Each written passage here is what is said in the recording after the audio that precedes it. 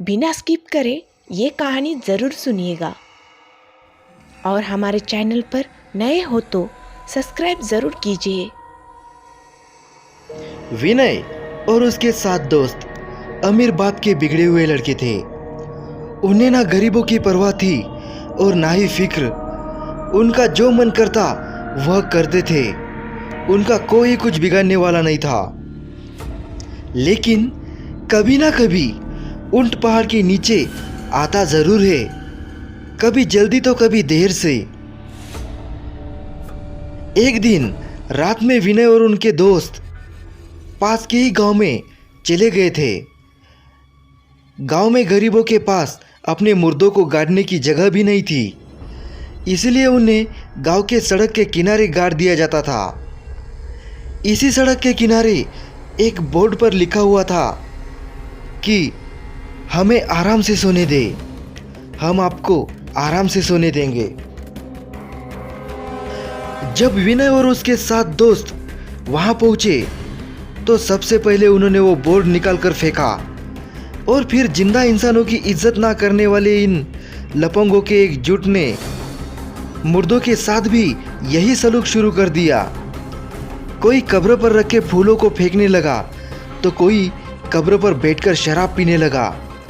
कोई कब्र पर रखे पत्थर को फेंकने लगा तो किसी को कब्र पर पेशाब करने का आइडिया आया। जब इन गिरी हुई हरकतों से इनका मन भर गया तो वह आगे बढ़ गए। अभी तक जो हुआ वह विनय और उनके दोस्तों ने किया, पर अब किसी और की बारी थी। सारे दोस्त उसी रास्ते पर आगे बढ़ते जा रहे थे। तभी उनमें से एक को महसूस हुआ कि बहुत देर हो गई पर आगे कुछ भी नहीं आ रहा और उन्हें यह लग रहा है कि वो उसी रास्ते पर गोल गोल घूम रहे थे और वहां की कब्र उनके बार बार सामने आ रही है। तभी उनमें से एक बोला, यार विनय, तुझे ये नहीं लगता कि हम यहां से पहले भी गुजर चुके हैं? तो विनय बोला, क्या बकवास करता है, लगता है तुझे चढ़ गई है।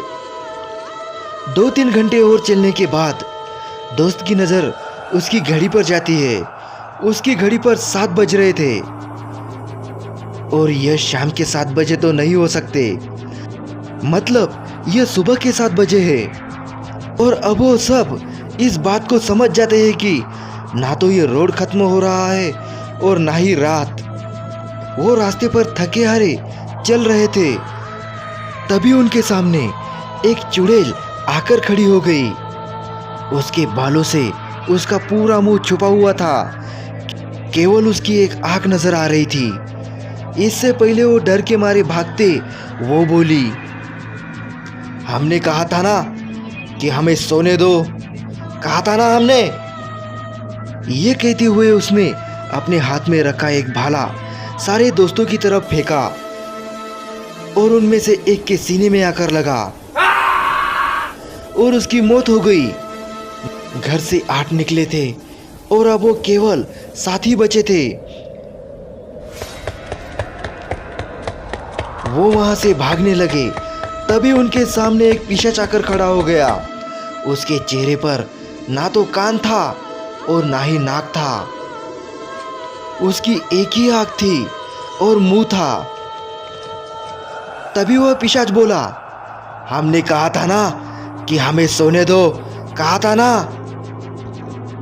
तभी वह पिशाच ने अपने दोनों हाथ ऊपर किए और देखते ही देखते उसके आसपास के पेड़ उखड़ने लगे और वह पेड़ आकर उन दोस्तों के ऊपर गिरे। इन सब के बीच 3 और दोस्तों की मौत हो गई और इन सब में केवल 4 लोग ही बचे हुए थे। चारों दोस्त तुरंत वहां से भागने लगे।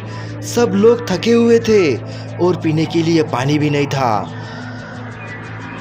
और रात खत्म होने का नाम ही नहीं ले रही थी और ना ही वह रास्ता खत्म होने का नाम ले रहा था।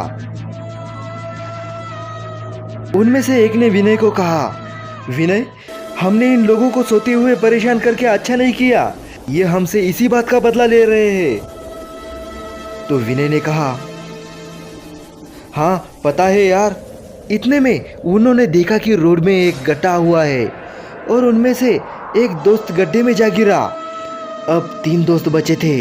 तभी उनमें से एक दोस्त बोला, दोस्त क्यों ना हम अपनी गलती सुधारे। हमने जो कुछ भी उन कब्रों का किया है, अगर हम लोग उसे ठीक कर देते हैं तो शायद हमारी जान बच जाए। तो विनय ने कहा, बिल्कुल ठीक कहते हो, चलो।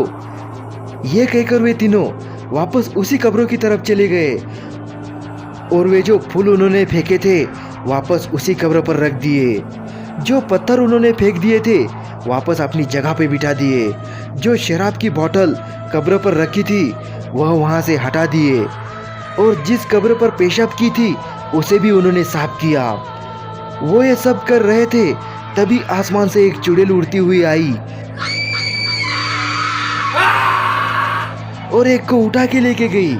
अब 2 ही बचे थे तो एक दूसरे से बातें कर रहे थे। तो एक ने कहा, अब हम क्या करें विनय, हमने तो सब कुछ सुधार दिया, तब भी कुछ भी फर्क नहीं पड़ रहा है। तो विनय ने कहा, रुको, तुम्हें याद है सबसे पहले हमने वो बोर्ड निकाल कर फेंका था। हाँ, तुम बिल्कुल ठीक कह रहे हो। आओ उसे ठीक करके वापस लगा दिया जाए। यह कहकर दोनों वापस उसी जगह उस बोर्ड को लगाने गए। तभी उनके सामने वह चुड़ैल और पिशाच आ गए, उनकी तरफ बढ़ने लगे। यह देखकर वह दोनों और तेज बोर्ड को उस पुरानी जगह पर गाड़ने लगे। और इसके पहले कि वो चुड़ैल और पिशाच उनके सामने पहुंचते, उन्होंने वो बोर्ड को पुरानी जगह पर अच्छे से लगा दिया और देखते ही देखते चुड़ैल और पिशाच दोनों गायब हो गए। और अब धीरे धीरे आसमान से अंधेरा जाने लगा और सुबह हो गई। बचे हुए दोनों दोस्त अपनी गाड़ी में बैठकर भाग गए। अब इन सोते हुए लोगों को दोबारा कोई परेशान नहीं करेगा।